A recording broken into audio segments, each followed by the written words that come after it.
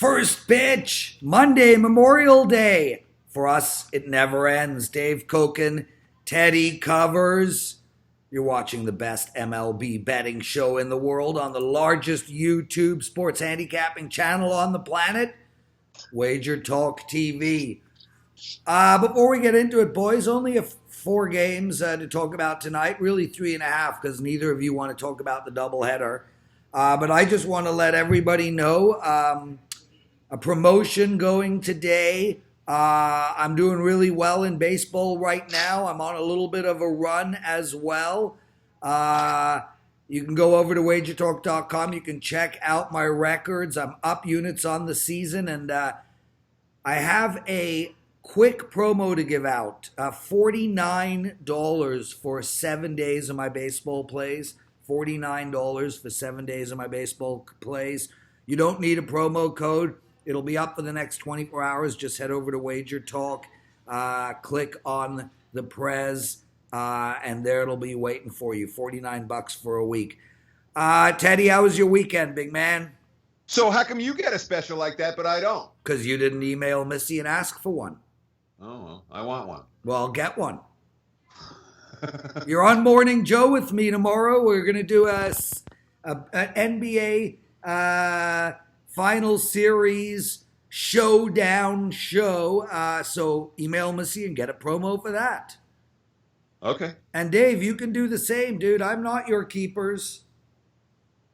Okay. You know, you want promos? Get promos. Teddy, the red card is in effect as it always is when you're on my show. For anybody listening, Teddy gets 3 of these. He's off the show. His record is 2.5. We have a problem today, Teddy. Only 4 games to talk about. Unlikely you will be able to get rid of yourself, even though you want that very badly. Yeah, I can try hard. Dave, how was your weekend? Saturday was tough because I had 2 blown saves. They're going to happen. And Sunday was good.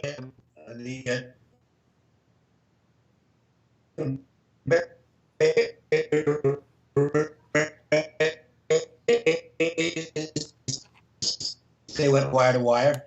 So it's pretty good right now. I'm having a good baseball. What else? Well, here's the beauty of our Joe. He appears to be frozen there. Okay. Okay, good. In that case, I thought he was just so overwhelmed by the fact that I lost 2 games on Saturday that he just couldn't speak. Yeah, I was, yeah. dude. Teddy, what did you want to say, Teddy?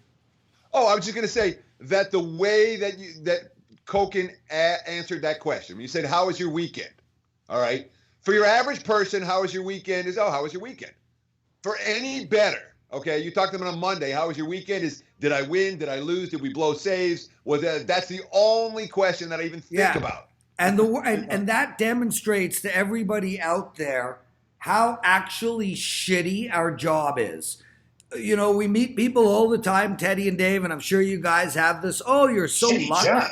Get the best job in the world. Yeah, that's what you think, and I respect that. I have kids, and my life is a little bit more well-rounded, if you will. The bottom line is that, you know, everybody is like, oh, you're so lucky. You bet on sports for a living, blah, blah, blah, blah, blah. Let me tell you. Look at Dave. How was your weekend? Oh, I had a great meal. I went to a wonderful steakhouse, drank a little bit, had some company. No. I do that every day. Yeah. I eat in the best restaurants in Las Vegas every day. Okay, but I asked you how your weekend was, and all you cared about was wins and losses. Well, because that's what nobody gives a flying fuck who's watching this as to what I'm doing outside of sports betting. This is a sports betting show. They don't give it. They don't give a damn about anything else. So Dave, I don't know why they look. Dave, stop. You are my co-host. Teddy, shut up. Give Dave red card. Listen, I give a fuck, and the thing about it is, I don't want this show. We're having a little bit of audio issues. And that's on your end. Teddy and myself, fine. Yeah. All you. Listen. That's your well-rounded life. with a crappy computer. At least we have good computers, okay? Well, my computer is really good. I'm just having internet issues today. But listen, I don't want this show to only always be about betting and baseball. This is an infotainment show. We are here to entertain as well as teach, as well as give out picks. So when I ask you next time how your weekend was, perhaps you can tell me like a little story, something cool. I had my birthday party, 70 people. I rented a bar. It was an open bar. People got plastered, a lot of edibles. My kids even showed up. I made a speech. Neither of you were mentioned in it. So I had a well-rounded weekend. Well, I'm getting my new car today. Okay, so how's that? Okay, thanks, Teddy. Yeah, I'm. Once I'm leaving here, I'm going over to Fletcher Jones Imports, and I'm going to get the new car. What kind of car? I'm going to get a new Mercedes. Nice. That's all I've been driving for a long time. Well, a new one or a used one? No, a new one. Well, I don't know, dude. I mean, there's some nice used ones out there. Get a nice Yes, there are. 550 SL AMG. If I was 5 years younger and traveled more, I'd get the AMG because there's an AMG coupe that I absolutely love. But I'm actually getting a low mileage lease now because I don't drive as much because of this thing, and so I decided to stay with the E350, but no more convertible. You know who needs a new car, Dave? Teddy. Teddy's car still has remnants of the marijuana he used to roll when he toured the Grateful Dead. By the way, Prez, you should give yourself another red card because your microphone has a mute, whereas when you cough and sneeze and you're not on air, you can hit that so the other people don't have to hear it. That's 2 red cards on you. He's Teddy Covers. I'm the Prez, Dave Cokin with us. Boys, Tony Finn, 19-5 baseball run. Hottest handicapper in baseball at WagerTalk.com. Marco is on an 8-5 run, 13-9 run, playing a bunch of dogs along the way. And guys, don't sleep on what? No, I'm watching the Padres game. Enjoy. That's why I keep on looking over here. Okay, well, don't sleep on Bobby Liggs' WNBA. We've had huge interest in his WNBA, and rightfully so. The guy's just gold in that sport. Boys, let's get to it, because somebody's going to put up that we spent 8 minutes talking about everything but baseball. Minnesota against Milwaukee tonight. We're only talking the night games. There's only 4. And one of them's a doubleheader. Minnesota 36-16, up 20 units of money on the money line if you bet them. Hosting Milwaukee. Teddy, I'll go to you first. It's basically a pick'em. Minnesota is somewhere around plus 100 to minus 105. The over and under is 9.5 in this spot. Gonzalez versus Pineda. Where are you going, my brother? Well, here's the Twins, okay? They've won 11 of their last 12, 6 in a row. They're 19-6 in the month of May. They lead the major leagues with the best record in baseball. They lead the major leagues in batting average, home runs, slugging percentage, OPS, runs scored, run differential. So what are the markets doing? Of course, they're fading Minnesota today. Nothing but money. I don't get it. I don't get it at all. Well, I understand the concept. The concept is the markets don't believe in the Twins. There's been money coming against the Twins. The markets certainly don't believe in Pineda. Yeah. Not that Gio's like all of that for Milwaukee, but Gio's at least pitched well early on. But this is a Twins team right now. Hey, they'll cool off eventually. Until they do, Minnesota's a one-way squad. I'm either betting on them or I'm leaving the game alone. I agree completely. And Dave, I mean, you look at Gonzalez and look, 16 innings pitched in his last 3 games, 2.25 ERA, 1.2 whip. I mean, yeah, sure, he's pitching well, but as Teddy said, this Minnesota team, I mean, their bats are alive. 7-0 against the White Sox, 8-1, 11-4, 16 runs against the Angels, 8 the game before that, 18 runs against Seattle 8 games ago. I don't care who's on the mound. I'm getting a good price with Minnesota, and I think they're the play. I looked at Milwaukee originally in this game. Consider them as a dog. I would not consider them as even a small favorite.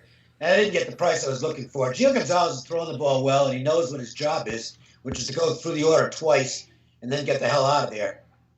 So he's not pitching to try and complete games. He's trying to pitch 5 or 6 innings and leave. And the one thing, and look, this isn't a knock on the Twins.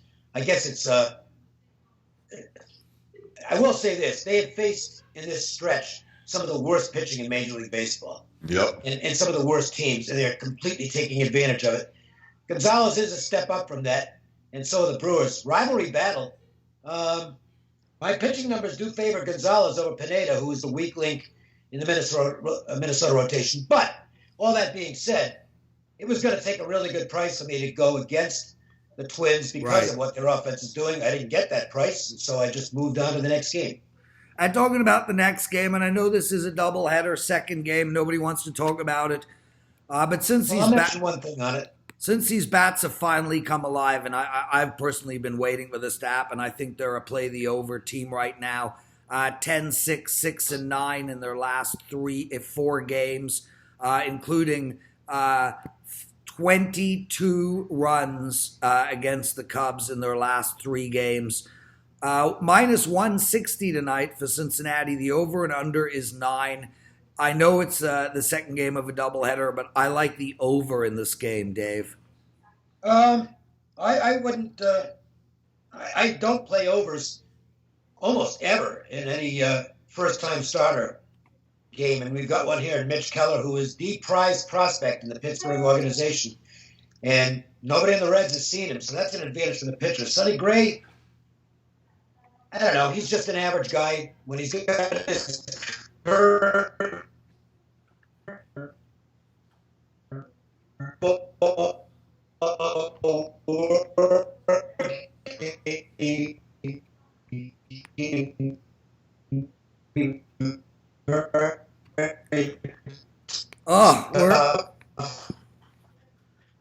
I'm going to get this. Dave, one of us is having major internet issues right now. Knocked all over the place. I'll just watch this. Definitely not. One of us is having major internet issues. It says my signal is good. Teddy, you there, brother?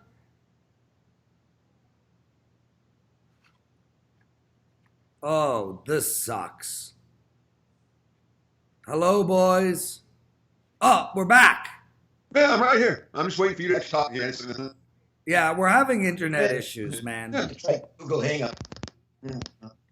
Yeah, it's got to be on my end, boys, and I'll have this fixed in the next few days. Teddy, did you want to add anything to this Pittsburgh-Cincinnati game? The only thing I was going to add to that is when I like on a list of teams I'm looking to bet on right now, Cincy's pretty high on that list. I think there's value on the Reds moving forward. And Pittsburgh, for me, is probably at the bottom of that list. I can't think of a team in big leagues that have overachieved more than the Pirates so far. They're primed for a tumble. We've seen signs of that. So, in general, I'm looking to be betting on the Reds. And against the Pirates, of course, minus 150 plus mitigates some of my love for Cincy against Pittsburgh in this matchup.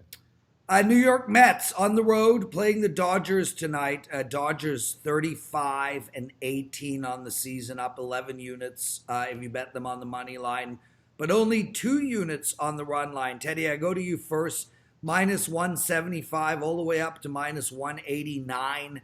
There's a 7 on the board and even a couple of 6.5s in the total. Mets have been very disappointing, but they are coming on as of late. They've won their last 2. They won 6 of their last 7, but albeit against 2 very bad teams in Detroit and Washington. And the Dodgers just swept Pittsburgh.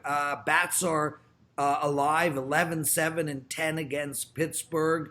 All 3 wins. And Clayton versus DeGrom, a real pitcher's matchup here, which is why we see such a low number. What do you like in this game? Well, I mean, with Kershaw on the hill, there's only one bet you're allowed to make. You know, Dodgers are, 8-0 in Kershaw's 8 starts this season. 15-0 in his last 15 starts. I don't care if it's random. The Dodgers come to play every time Kershaw's on the hill, and it's just that simple. You talked about LA's offense, what they did in Pittsburgh. Real good quote from Max Muncy talking about the difference approach this year for the Dodgers compared to last year's. Quote, I think it's a different animal than last year. Last year, we relied pretty heavily on the home run. This year, we're able to produce runs in a different manner. That's making us a more complete team and a more dangerous team. I agree with that assessment. And I understand DeGrom, Ace, all of that. And I understand the Mets, since Callaway wasn't fired after they got swept by the Marlins last weekend, all of a sudden the Mets are showing signs.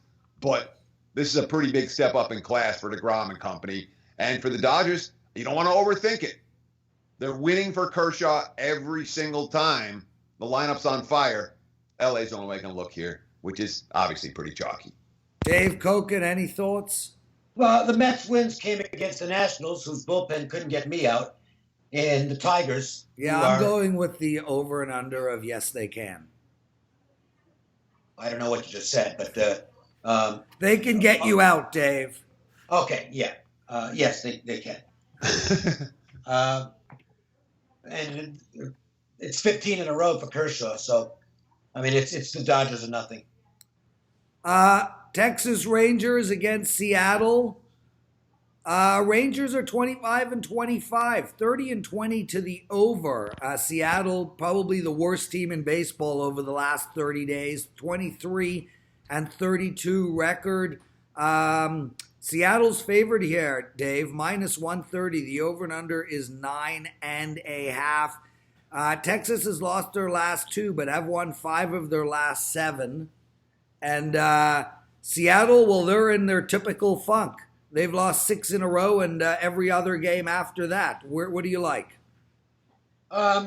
Nothing. Don't really like the Rangers coming off the last 2 games where their bullpen hurt them, and they didn't exactly crush the Angels pitching.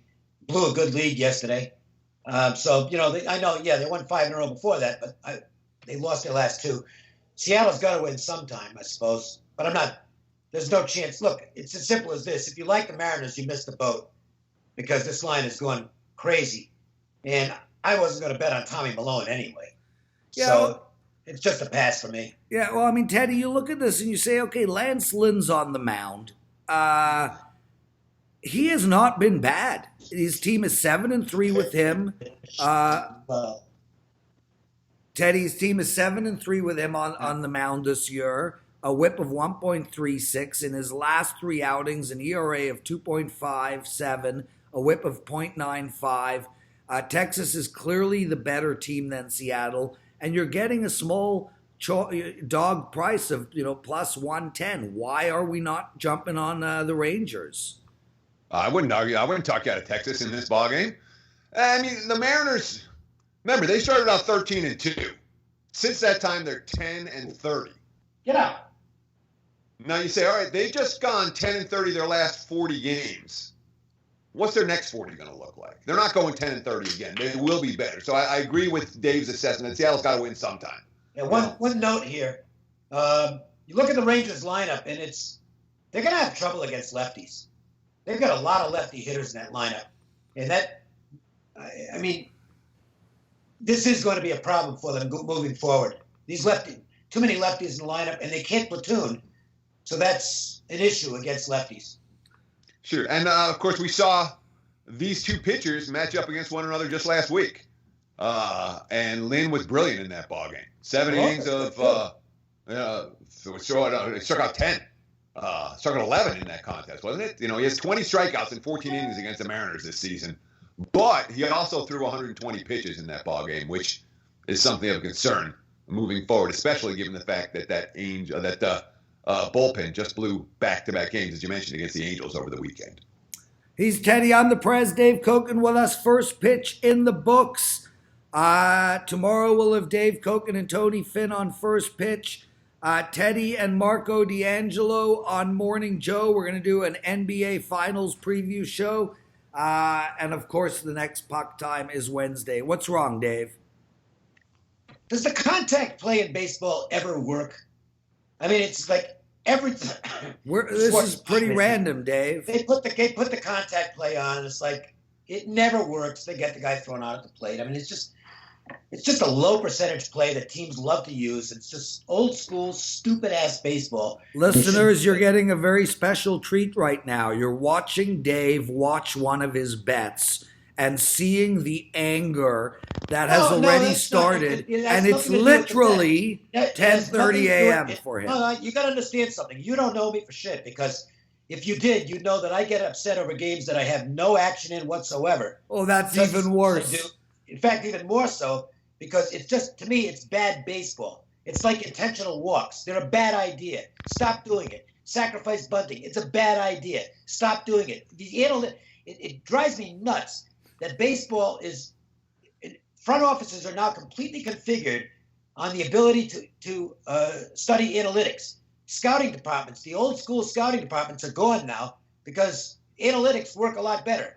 And yet, once these idiot managers take over the game, they completely fuck things up and go back to stuff that's completely anti-analytics. And it's like, why is this guy managing the baseball team? He doesn't know what he's doing. Jesus Christ. I think we should, it's infuriating to me. Teddy, I'm starting to think we should literally just run this video until Dave's done watching baseball for the day. So when I go in and do the ESPN shows, I go in on Wednesday and Friday. A lot of times it's Wednesday baseball, day baseball. The game's always on, and I walk in the door and Dave's always cursing at somebody, But we like that, okay? Cokin knows baseball as well as anybody that I know. All right, there aren't a whole lot of guys in the world that know baseball better than Cokin. I want the guy who's sweating the games. I want the guy who's sweating the games that he's not betting. That's how you learn. I give him all the credit in the world. Okay, and on that note, that's it. We'll see you all tomorrow. Have a wonderful Memorial Day, you two, and everybody else out there. And take care of yourselves. Enjoy the family. Bye.